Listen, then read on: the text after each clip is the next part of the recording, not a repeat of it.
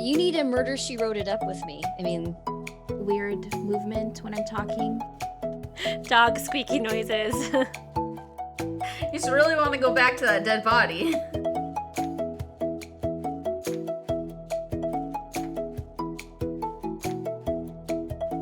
Hi there, welcome to the Reading Queens podcast and our unscripted, unfiltered, and ranty episode. At this point, I'm just adding ranty to every episode because I feel like we just get passionate about something random and just rant, and I'm good with that. So we're going to keep it. Kristin's ready to rant. Yes, we pre-ranted, we pre-gamed before. I've gotten it out of my system now. Yeah, there you go. Anyway, I'm Valia. Hi. I'm Joanna. I'm Kristin. And I'm Tess. Yes, and today we're talking about something kind of different for us, I guess. I mean, we've mentioned this before on our regular episodes, but I just kind of wanted to dedicate a whole episode to this, and it is serialized fiction, I guess. That would be the broader term. And so Wattpad and Vella, and we have some Vela writers here, so I'm excited about this episode. So we're going to talk about all things serialized fiction, but first I want to hear how everybody is doing. This is the first time this group is together, by the way. I just realized that. So I've never been with Tess before. How enchanting. Wow. Very. I've been looking forward to this. Fun. Okay, well, so how have you been doing, Kristin? Like, how's life? Well, as you know, just DNF'd a terrible book. But I started a new one last night that is absolutely lovely so far, and it's A Flight of Sorcery and Shadow by Meg Cowley. Ooh. I've had it on my TBR forever, and I needed an author that had a reputation I could trust, that I could jump into a book that would be like a palate cleanser. You know this author won't hurt you. Yes, she won't be. She won't damage me. So, I just read the prologue and the first chapter, and I was like, yes, this book is where it's at. So I'm really excited to read it. Anybody else reading anything exciting right now, or anything you want to rant about? No, I've been binging Netflix because I've been sick. Ooh, what are you binging? Downton Abbey. Oh, Because I know it. Yeah. You know. Yeah, Downton Abbey breaks my heart, but I love that show. I haven't finished it though because I'm like, am I ready to be sad or not? I know. I stopped after a certain point and started binging Rain yesterday, but I've seen that too. So Some comfort binging. Yes, comfort binges is what I've been doing. I love that. Tess, are you watching anything? You're always watching something. Yeah, I mean, I actually took breaks from watching things for a while, but I did recently watch a Christmas romance movie that I had really high hopes for. It was the new one with Nina Dobrev in it, and it has the guy from Never Have I Ever, and like the previews were really cute, and it was good. It was a solid good. It was not as good as I wanted it to be, but it was my first Christmas movie of the season, but I just really needed something like light and romantic, and it did give me light and romantic, just not really much Swoony. more. Yeah, it wasn't swoony. It was just good. I'll just say that. But I am reading a book that I like right now. I am reading Once Upon a Broken Heart by Stephanie Garber, and I got the super pretty pink Barnes & Noble edition, and I just found out today that my cat chewed on the corner of it, so I'm super annoyed. Oh no. Yeah, my brand new kitten. By the way, I have a brand new kitten, and I've been dying to talk about it. So I have a brand new kitten, and she's so cute. But she's a little monster. Like, she's the sweetest, most snuggly creature in the whole world. And she loves to cuddle and sleep on my shoulders and all this cute stuff. And then when she gets hyper, she's like a menace. And she'll eat my hands and apparently my books too. And I've already had this talk with her. I told her we do not eat special edition books in this house. And she did not listen. And I don't know when she did this because I've been watching her like a hawk when I read. Because she does try to eat my books when I read. And yeah, I'm looking at the book right now. And I'm like, you ate the corner off my book. But did she chew on it while you were reading? She usually does, and I like tell her not to, but this had to have been like at night. She had to have sneak attacked, jumped on the table, chewed on the corner of my book. But I mean, it's the hardcover, and I do secretly have 2 editions, and I've been trying to give my second one away, but like I cannot get a hold of the winners. who I pick. So I'm like, maybe this is fate, and I can just keep my other copy that does not have cat bite marks. So, There go. I was real stressed out because none of the winners were contacting me back. I'm like, you know what? Maybe I want the book more than you do, so maybe I'll just keep it. I think it's meant to be. Yeah. That's hilarious. Yeah, your cat is so cute. She's so If you guys cute. want to see her cat, she posts Just little go videos on Instagram. Go watch any and story I everywhere have else. on Yeah. Instagram, and there's guaranteed to be a video of Ruby because she's so cute. Well, you're making me want to get a kitten because I've seen all your stories. I'm like, oh, I want a kitty. But I'm glad you told me the corner chewing stories. I'm like, oh yeah, kitties. Yeah, they're a lot of fun, but then like they also do a lot of naughty things. Mm-hmm. But still Yep. worth it. Still so worth it. So worth it. Yeah, I agree. Eliza's like that with my plants. Oh she just wants gosh, to the eat plant all the eating. plants. Why do they like to eat Yeah. plants so much? Some of them are poisonous. And they especially like the poisonous ones. Yeah. I feel like she will go out of her way to try to reach the poisonous. I'm like, I'm literally putting like a safe for you plant where you can reach it. But no. She's like, no, I want the one that's gonna poison me. I'm like, why? You are such a weird cat, but it's fine. I know. We're little cat ladies, but I'm okay with that. Because they're the best. I'm officially a I cat know. person now. I'm also a dog person. But before, when people would ask, Yeah. are you a cat person or a dog person? I'm like, oh, no, I'm totally a dog person. I have a cat, but, I've only had her for like a year, a little over a year. But now that I have a kitten, I love my other cat more because it just like, I don't know, fueled my love for cats overall. I'm like, oh, I'm officially a cat person and a dog person. So, Yeah, I like both too, but my cat just has a special place in my heart, Oh. and I am not sorry. But yeah, okay. Well, I'm not reading anything right now because I'm writing like a crazy person. So No time. I'm behind on all my shows. I'm behind on movies. I'm behind on life. The only thing I literally go to work, I go to the gym, and then I just write. Like everything else is just sorry, parents, family, friends. I'm just not here right now. But that's just my November, which is fine. But yeah, okay. Let's talk about. Wait, are you Vella. working on your witch story? Number 3? Yeah, The cozy mystery? my cozy mystery, which I am. I'm like in a weird place with it because I feel like I'm just getting too into like all the murder stuff. And I have to like be like, no, this is a cozy mystery. I can't be like a full on, I don't know, a police procedural here. I have to tone it down. Cozy Do it you up think just a that little. Yeah. Because it gets too dark or you're getting too technical? It just doesn't fit the genre. Like the cozy mysteries, like yeah, you talk about like procedural, like stuff that you do, and you talk about the murder and whatever, but you don't dive into it to a point where it's like, I don't know, like scenes upon scenes upon scenes. Like you find a dead body and that's it. Like you've never seen the dead body again, usually in cozies. But I'm over here, but let's like examine it at the morgue, and then let's examine it again at the corner. Like. I'm like, what am I You just doing? really want to This go is back like- to that dead body. Yeah. I'm Do you like, think that's because in fantasy, I feel like, and I think you guys know about this, I don't really like to have a lot of like sweet, kissing, loving scenes. Mine's more like dead, murder, emotion, yeah. stabby, break your heart. Do you think it's because of that? Because when we're fantasy writers, we tend to go a little bit dark. So when you're writing a cozy mystery, you have to dial that back.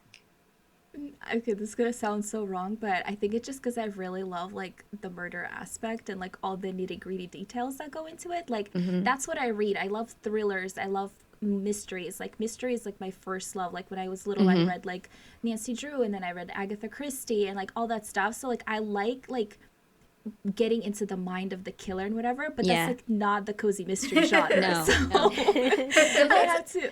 Do you read true crime? Yeah, I do. Okay, so that's where we differ. So I don't like true crime. I have a hard time with like Agatha Christie or really dark murderers. I love cozy mystery. In fact, right now our family is binging Murder, She Wrote. That is Oh my gosh, favorite that's so cute. murder mystery. Or we already read Psych, and we watched Psych and Monk, and what else did we watch?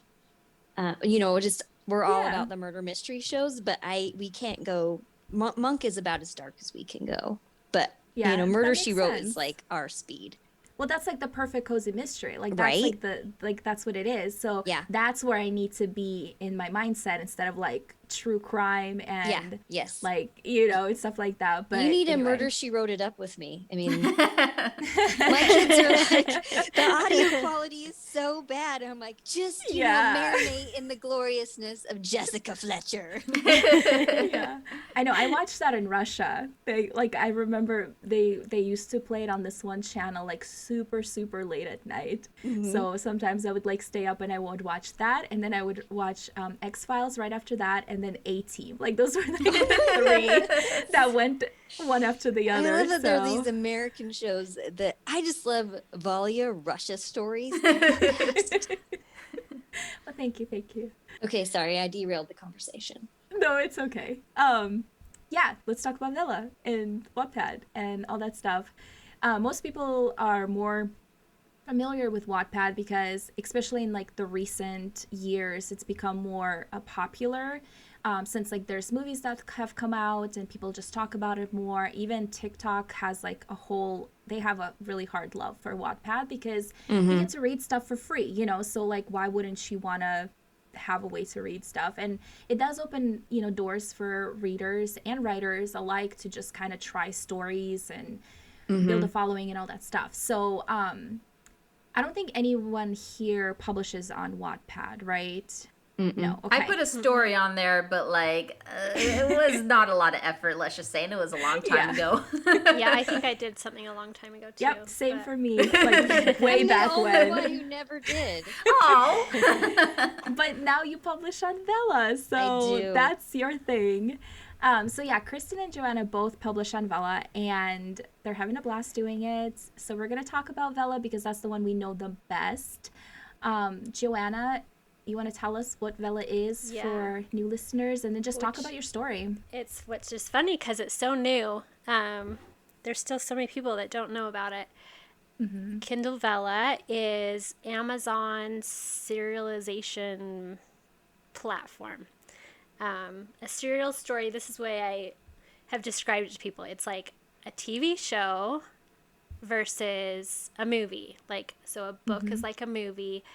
A serialized story is like a TV show. And so on Kindle Vella, we publish episodes with regularity. Some people post several a week, some post once a week, some post once a month. But that's kind of how it works. And I love this way of storytelling. Like, I think I've always wanted to write serial stories. I applied to do it in the past, but just went to book writing.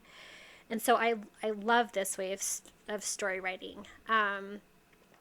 This is the first time that I haven't had like a clear, since I wrote my first novel, that I haven't had really a clear like outline of a story. Like I have the general things that are going to happen, but I'm kind of pantsing it a little bit, which Valia is my favorite.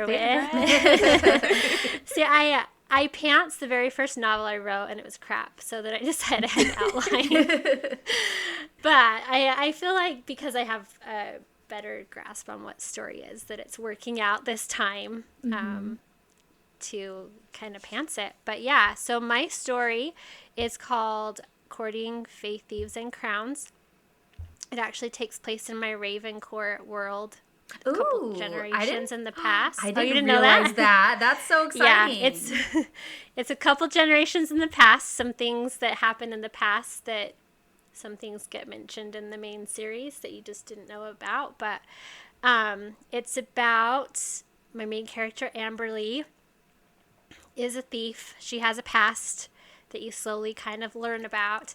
And the king shows up at her door and tells her that she must be part of what's called the consort tourney, which is kind of like the Bachelor for the prince.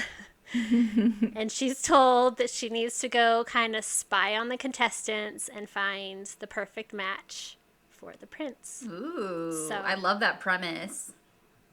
yeah. It's such a Joanna premise. I love it. I know. Well, yes, I've described it as the selection meets Throne of Glass. Ooh, I think that's I a love really that. good a really good description for it. Also, one thing about this one that's different from Ravencourt is that Joanna's Vella is all high fantasy. Oh, So so it's not Portal. it's never in the human realm. I said, you Interesting. need to go to the human realm. I know. Well, and I had a reason for that because Mm-hmm. my fae, my star fae, they can live for like 1,000 years. And so this is a couple generations in the past, which means in the human world, it's like 1,200. Oh, yeah. Okay. And so I didn't want to. Maybe not that fun to write about that era. No way. I said, do it. Of course. Kristen has told me to do it. Of course. Dang, that's amazing. It hasn't happened yet, but it's a little bit easier to do the portal jumping when it's 2021 Yeah. in my Yes. main Ravencourt series. I actually went and did like historical research to be like, what could be happening on Earth that our fae could participate in. Oh my So- gosh. Who that's knows? so funny. Maybe we'll go Joanna's there not like a eventually. fan. We're just not there yet. So yeah, it's all high fantasy. I love that. They mentioned the human worlds here and there, but It's mentioned. But It's we don't mentioned, know that I'm like, yeah, I could go on and on, but apparently it's not my story.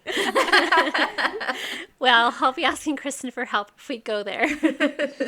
Because she already did all the research for you. Yeah. Yes, because she already did all the research. I don't know if anybody does the like Strengths Finder 2.0, but mine, and I think a lot of writers are the same strength. My number one is input. So when someone's like, you get to research, I'm like, research. In fact, my editor will randomly tweet me and she'll say, Kristin, whatever you're doing, stop researching and get to writing. And I'm like, oh, and literally every single time she's tweeted that, I was researching. Research is You're so like, fun. She oh, wasn't wrong. Yeah. And I'm like, oh, she knows me. So That's anyway. hilarious. Well, Kristin, talk about your story. Tell us what she writes. Okay, so my story is called Elven House of Ivy and Bone. And Joanna and I did not coordinate. We didn't even necessarily know if we were going to be writing in Vela or whatever. And Joanna sent me the first few episodes of her story. And I read it and I said, Joanna, I'm writing a Fae elf story too. And my stories are always high fantasy. And so I was just shocked because I had no idea they would be in such a similar subgenre, and I was super excited because I knew that we would be able to promo and brainstorm and work on our stories together. I thought it was really cool. So It's been fun. Yeah, it is fun. So Joanna's story has this competition and I love thieves. Mine is, as always, because you guys know me, is an adventure quest. Yes. And, and I always have these really complicated familial relationships. And so it's the same with this one. I just love the emotion that comes with writing a character that has a complicated relationship with their mother or their father or their clan, basically their group. So my character, her name is Ivy, and one thing that's different about my story is that instead of like a Tolkien-esque kind of sweeping epic fantasy, basically it opens up and she's getting chased by zombie type creatures, and it's very fast paced, and she's got a lot going on, and she's all about survival mode. And then of course she crosses paths with this guy who we assume is this human guard, and then he starts to hunt her because he knows that she's a risk and she's causing all these problems, and he has to stop her. And so of course things happen, and their paths get entangled, and they have to decide if they're going to work together too. even though they don't trust each other. So it's a little bit enemies to lovers, and where they're at cross paths, where if he gets what he wants, she can never get what she wants. And they both, you know, I'm all about character arcs. So they both realize that they were wrong about certain things and that they're really perfect for each other, you know, that kind of stuff. Another funny thing that Kristin and I did without meaning to, our love interest has the same name. Yes. Oh, really? No way. Orion. That is so funny. It is. And I didn't realize it. I actually used, I wrote this story like years ago, and I drawered it. And I pulled it out for Vella, and the name was Orion. And then when I read Joanna's story, the male love interest, his name's Ryan, Rion, and it's short for Orion. Prince Orion. which I pulled from my series, that there's a king of the past. His name, yeah, Orion. So we had select these names like a way while ahead ago. of time. Yeah. That's so funny. Right? We were just both on the same wavelength. We were. Yeah. It's been a lot of fun doing this together. We've been reading each other's stories. Yeah, and only Joanna's very supportive. She's like, "Oh, I love what you're doing here. This is really good." I'm like, "What if? What if she goes to Earth?" To the human realm. And I'm like, "Okay, what do you think about this backstory?" It's true. And I'm like, "Why don't we make this mother-daughter relationship not what you thought it should be, but this way, that's a lot darker." Oh my gosh, that's so funny. And tragic. I was like, I'll even cry when I'm writing these stories. I'm like, and then what if? Joanna's just trying to have the Bachelor over here. I know. Joanna's like, it's Kristen's not that kind of story. Yeah. So mine has dragons in it, though, and I also tried to have. I wanted mine to be an exercise in humor too, so mine has some funny stuff. So it's a little. I was trying to do a number of things with this one. Have it be fast paced, humor, and I want you to laugh and I want you to cry when you read my stories. Those are some good goals, right? Big goals. Okay, Tess. Oh, do I get to ask questions now? Yeah. Oh my gosh, you guys, I have questions for you. Are you ready for them? Okay. First question. Why did you want to write for Vella? Joanna, you can go first. I was like, not everybody at once. Well, Joanna kind of talked about it already. So, Kristin, why specifically Vella? Like, what is like the serialized appeal for your story? Well, actually, mine was more out of necessity.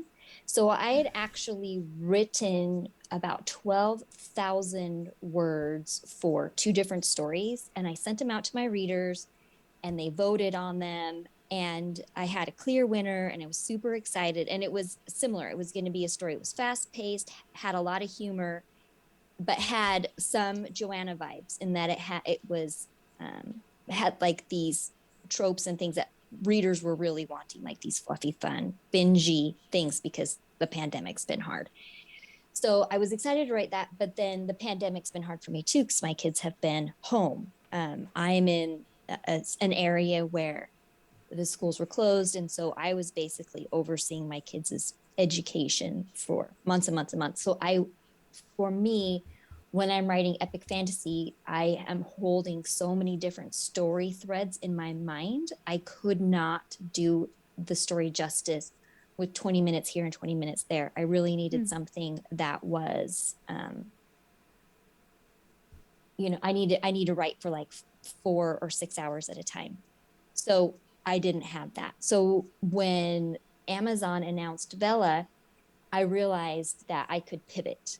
And I think sometimes as writers, we have to be open to be thinking as far as a business, what are the opportunities? Mm-hmm. And I had already written a story concept in this world, and it was the very first thing I ever published. And I published it traditionally. So I knew that it was viable in the market. And so I had another story that was in that same world. And so but I had never finished it. So I pulled it out of the drawer and completely revamped it specifically for Vella, because I thought, I can't write full time like I was before, writing 5 hours or 6 hours a day, and then business for a couple hours a day. But I can write for, a certain number of hours a week right now. And that's something that I can do in the pandemic. And so for me, Vella was such a great blessing and opportunity, in that I could still produce, but on my modified new mom writer schedule. So I did. So I pulled that story out, and it already had world building, already had characters, already had a magic system, already had problems. And so I could use those things as a jump off point. But I don't think any of you guys know this, but that when I was originally publishing like 10 years ago, all my stories were urban fantasy. So this really? one, yes, I actually wrote a lot of urban fantasy, and so that one was also urban fantasy, and it was based in Colorado. So I completely rewrote it, so it was high fantasy. Nice. And it was also first person. I changed it to third person, and it was single POV. I changed it to multi POV. So I mean, it went through like a massive restructure. That's so cool. Yeah. So I was really excited to be able to bring that story to fruition, but I'll also be really excited to get back to writing my novels. And when my kids are all back in school, which they're not all, I will be able to hopefully write my dragon princess novel. But everything has its time and place, and I have learned a ton writing for Vella, and it has been a really enjoyable experience. Well, speaking of, my next question is, what is the best discovery that you've made about your writing since starting Vella? And if you guys can hear my dog playing with his toy right as I'm talking, that's the squeaky noise. But anyways. All right, Joanna, you can take this one first. Right, did you hear the question? Yeah, say the question again. Dog squeaky noises. Sorry, my dog is so rude. He's very excited right now because my husband just got home. So he's like, oh, Squeak, let me show you this toy you've seen 1,000 times. Anyways, what is the best discovery you've made about your writing since starting Vella? Oh, gosh, I don't know. I mean, it's been it's definitely different writing. Because you have to, like, each episode kind of needs to be, like, all contained, sort of. Like, you need to have a really good hook for the beginning, need to have enough of a question at the end that readers want to keep going. Yeah, it does make sense. It's a specific style that you have to adapt to. Mm-hmm. That's cool. It's also really fast-paced, like, way more so than a novel, I would say, but I probably the biggest thing I've noticed for me, though, too, and especially with Kristin helping me so much with my story. I like that. Helping. No, everybody, helping. She's my editor. I've been telling people that she is my editor.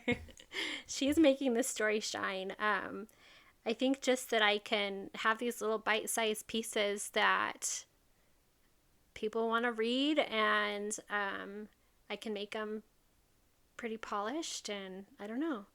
It's like a confidence booster. Oh, nice. Mm-hmm. Okay, yeah. That's awesome. Kristin, what about you? I would say a lot the same as Joanna, because when you're an epic fantasy writer, it's not terribly unusual to have a chapter that's up to 5,000 words long for me. So I have been able to and this was something a writer friend of mine said, because, when we didn't know what was going to happen with Vella, we didn't know if it would take off, and Amazon, who knows, Amazon controls it. We don't control the platform. So it's a risk. And I was worried that I would be wasting my time. And a writer friend said to me, this will be such a good exercise for you, because you will learn to write at a super wicked fast pace. And I was able to do, like Joanna was talking about, the self contained story where you have a beginning, a middle, and an end, and you have a mini climax, you have a reveal, a twist, you have emotion, you have to have all of those things, and that, like, basically an event happening in every single episode.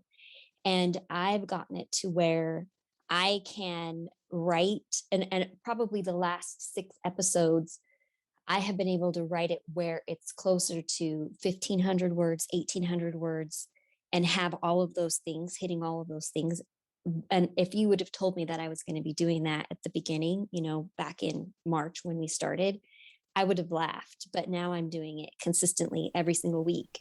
And it just goes to show, for anyone, if you want to work on any skill and you put your mind to it and you put in the time, and for me, I research like tips and tricks, and I study other people and figure out what they're doing.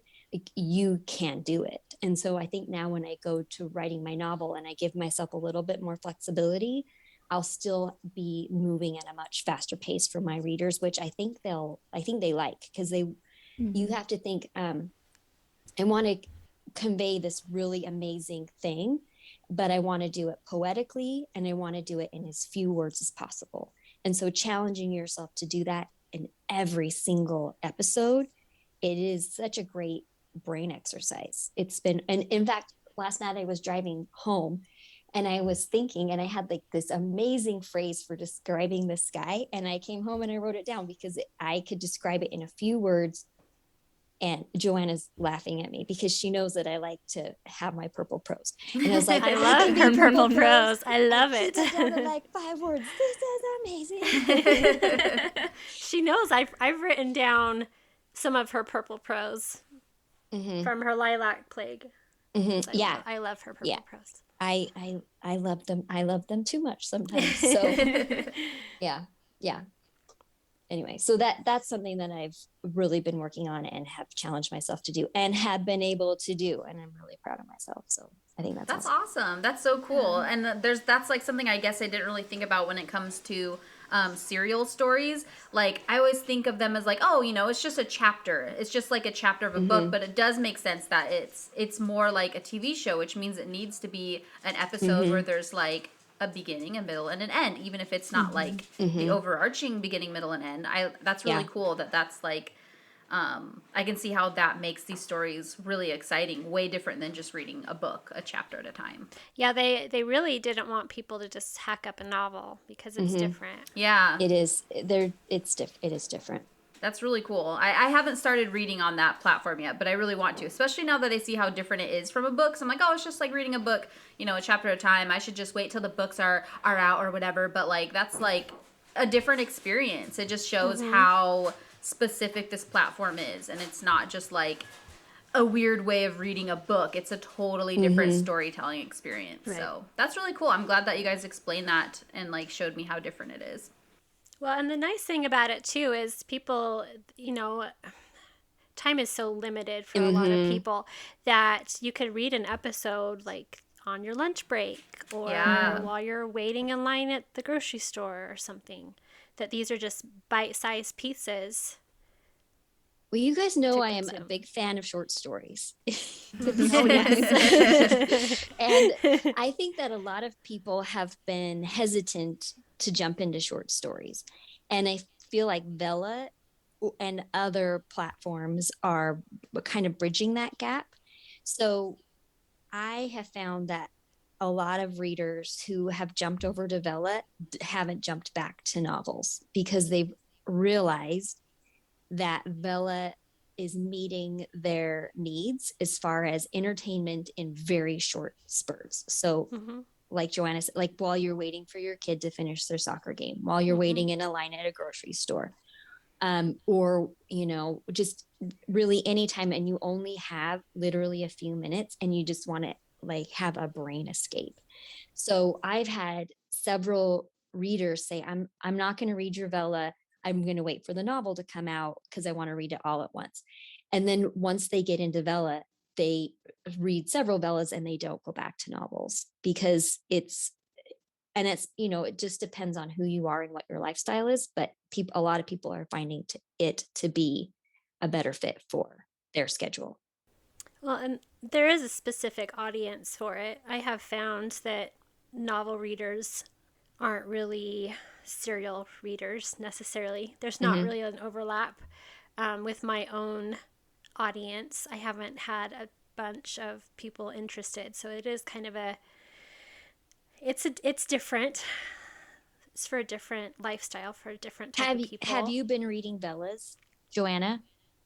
I've read a few. I think that, what month is it? Like a few months ago, for several months I only read Bella's. And I think it's because I was moving, sick kids, we just had a lot going on. And so I did not have the brain space for a novel. And so I only read Bella's. And that is what's nice about it. I mean, there are a few that I am following that it's like if I only have a few minutes to and I don't know where my book is or whatever, it's easy to just pull up my phone app and read an episode or two. Yeah. That's awesome. Well, that makes me even more excited to start reading it. Of course, I have like such a huge TBR with books, so I'm like, okay, so now I have TV, I have movies, I have books, and I have Vella. We'll see how much I get to in my life. I have another question. It is, what's your favorite part about your story? That's tough. That is hard. Is it the Bachelorette vibes? Yeah, of course. You know me. That's an easy one. I know. I don't know. It doesn't have to be a big thing. But... probably any conversation between my main character and the love interest with Amberly and Ryan.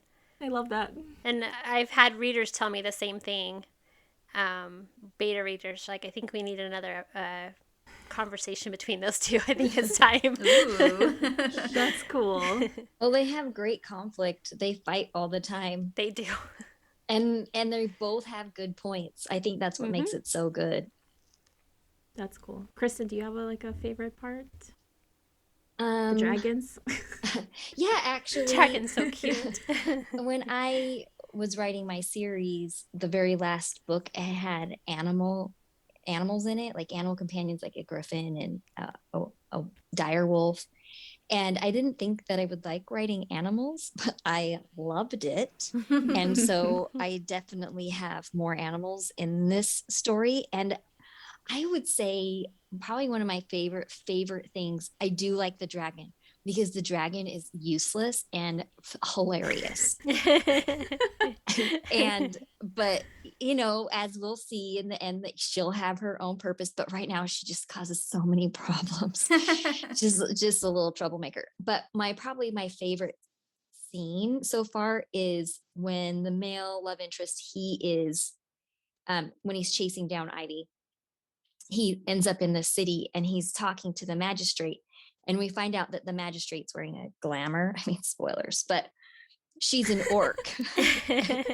And so I like I took some cues from Critical Role and I changed my orc completely. And I made up a really cool magic thing for them where they can regrow limbs. Because, as we often see with orcs, is they're the warriors. And so I was like, what would it be cool if they regrew limbs? So they're pretty hard to kill, and that they can heal and come back into battle.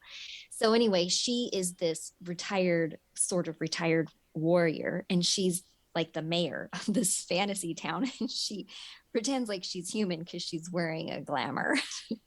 And she has a pet cockatrice, and like the cockatrice is deadly and almost kills the male main character, and often will like bite off the fingers of the magistrate, and so he can see like she's missing digits. So this probably happens with some frequency, and so it's like this humor where you're in this deadly situation and you're with this orc, and she's freaking hilarious. And I really like it when you have characters and then you put them on stage together and they just end up being super funny. So anyway, I liked that. Oh, that sounds awesome. I love it. Yeah, that's fun. I like that.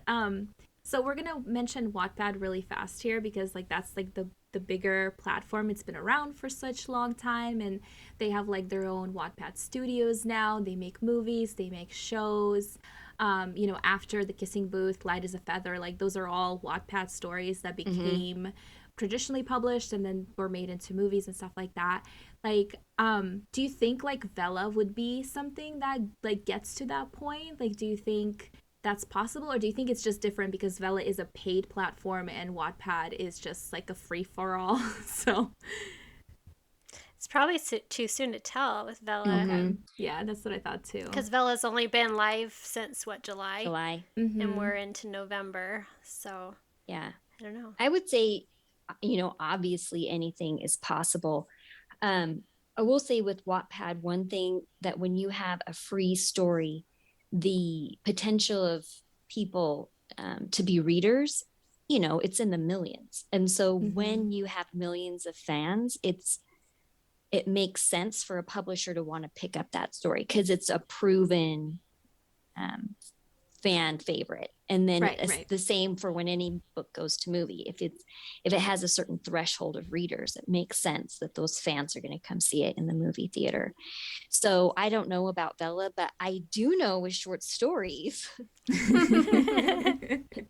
or novelettes that a lot of times screenwriters or directors or producers or different people who are looking for interesting stories, they will look at short stories or novelettes specifically to translate to the screen because they're fewer pages, and so those translate to a better movie length.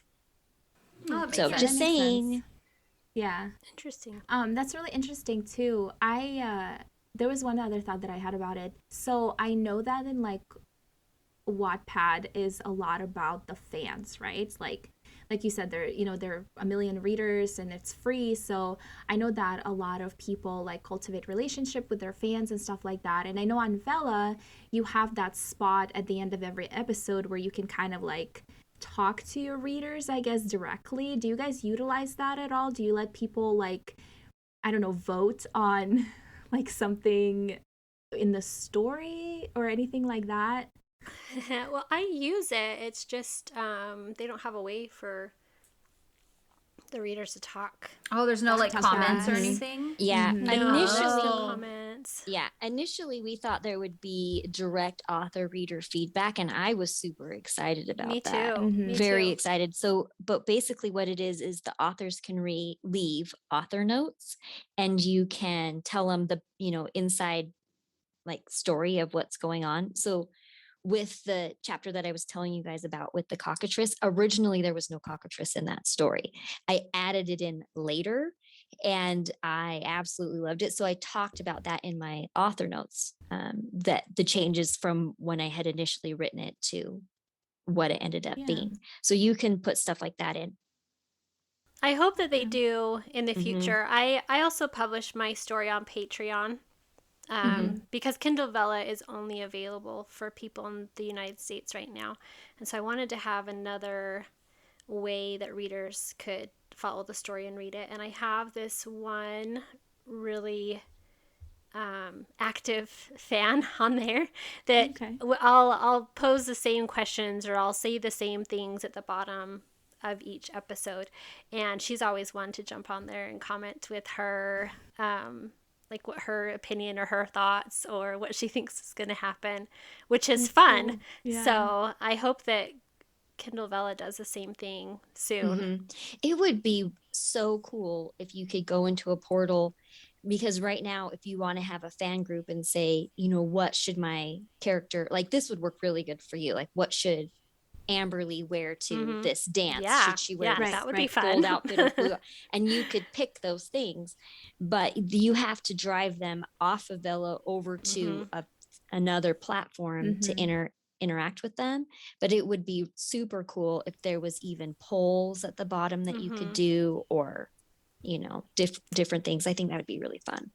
Yeah, I've tried directing readers off onto an Instagram and a Facebook page, but I haven't had much success with that. So Well, yeah, because I mean, they come, that makes sense because they come for like the short, easy, fast. And so if you're like having them, get out of there, because you can't leave a link in there either. Right. So they have to like either physically go out and type, search, or whatever. Yeah. So yeah, that makes sense. It would be cool if they did that for sure, because I feel like a lot of readers of serialized fiction are the people who are like involved. Like they would be the people who are like, yes, let me vote, let me tell you what I think. Which is, I think, like how Wattpad, a lot of Wattpad books that have been popular became like after that's like a One Direction fan fiction. Like millions of people had opinions about that book. Yeah. I did not know that's what that was. I only just discovered this series of movies, and I'm like, what are these, and why are they all over like I don't know, Instagram or something. I don't know where I keep seeing them, but I did not realize that's what the story started as. Yeah, we can have a whole conversation about that. But that Wattpad story, it had over like 1 million reads or something like that. It was like super popular, and so Simon and Schuster picked it up and put it in bookstores, and they made movies out of it. There's like 5 books, so I think there's going to be like 5 movies. So. Is this the Kissing Booth? No, this is the After. By Anna Todd, I think is her name. Okay. The Kissing Booth is another thing. Kissing Booth was just the book that was published. She was, I think, 15 when she published it on Wattpad and got a lot of, love for it. And so they picked it up and they published it. And then somehow they made 3 movies out of one story. I love the movies, by the way. I really like the first one the best, though. But yeah, when I saw there was like more, I'm like, oh my gosh, I gotta clear my calendar to watch the new one. But I didn't realize it was, when I first saw the first one, I'm like, oh, this is great. I'm gonna go read. I should go see if I want to read the book. And then I saw that like the book was a little different than the movie. I'm like, I don't know, I'm too scared. And then then I realized I saw there was also like a Wattpad story, which was very impressive. It's so cool that it can go from like this Wattpad like thing that you're just doing for fun, because that's what a lot of them start with. There's just people who like, they're not really taking anything too seriously. They just want to write this story and let people read it for free, and it turns out to be massive. So that's really cool. It's like winning the lottery, like the story lottery. Like the story that people really resonated. You can't try to make it happen, I feel like it just happens. Yeah, it does. Well, I think what you said about it being fun and not thinking about it, I think that's another like appeal, I guess, of serialized fiction, especially like on Wattpad, because you're literally writing for yourself. You're just writing because you're having fun. And I think when we come to novel writing, we just sit down and put on our big thinker hats and we're like, okay, we're gonna do this. This is how it works. But with serialized fiction, it's like literally sometimes, especially for a pantser, like it would be like scene to scene to scene. So I think it would just be like really fun to discover like, what am I in the mood for today? Like, kind of thing. And I think that's what the appeal is for all those readers, because if they're feeling like they want to read like a full-on bully romance with a vampire and an angel and a centaur, like there's a Wattpad story for that. Because you know what I mean? Like, I don't know. I just think there's just more possibilities because people just do whatever they want. It's a good point. And I think that's one of the appeals as a writer too. I think that's one of the reasons why I like it so much. Is that the story isn't complete. I'm still discovering it as my readers are reading it. That it's I'm not doing that. Mine is outlined.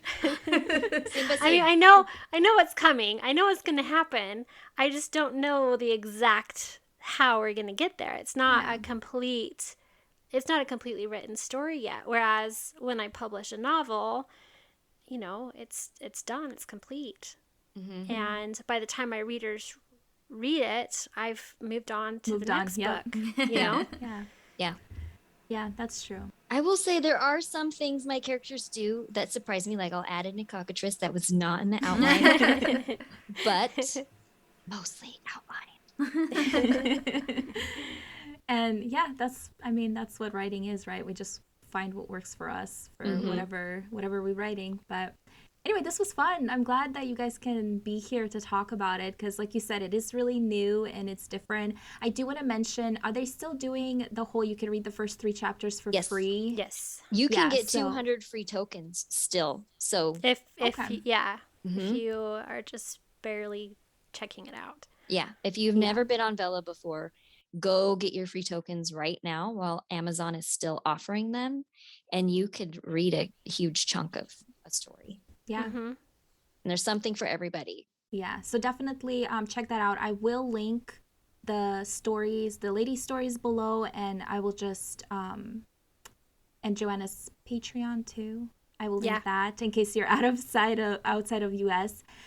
So you guys can check them out. And yeah, you can read the first 3 chapters and see if you like the stories. And, you know, maybe you want to just check out a bunch of Vela stories and see if you like them. So the first 3 chapters are free. Make sure to let us know if you have a favorite Wattpad and Vela story on our Instagram at Reading Queens Pod, because I'm curious. I'm curious how many listeners we have that actually, you know, read serialized fiction, because I think it's more than we probably think. Because, yeah, it's been around for a while. But yeah, before you go, please give us a follow on your favorite podcast platform and leave a star rating or a review, and tell your friends and family members and your the pets person on the street, everybody, Your new kittens. Yeah, come hang out with us. We'll have, you know, another episode next week, and until then, have a great life. I don't know. Bye. Bye.